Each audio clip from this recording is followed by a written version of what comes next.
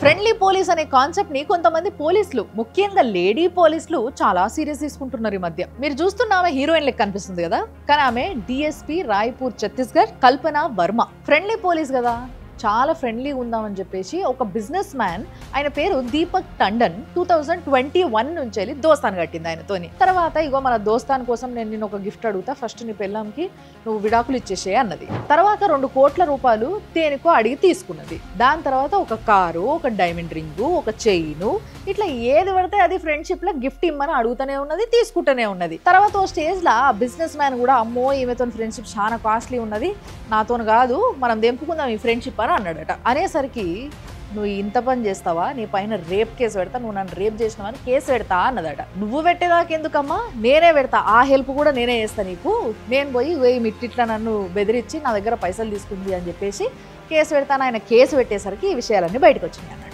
DSP rank officer తనను ఒకటి rape చేసిండు అని చెప్పి కేసు పెడతా అన్నదంటే అంతకన్నా దరిద్రం ఇంకేమన్నా ఉంటుందా? ఆయన అన్ని ఇడిచేసిన వాళ్ళకి ఏం చెప్తాంలే.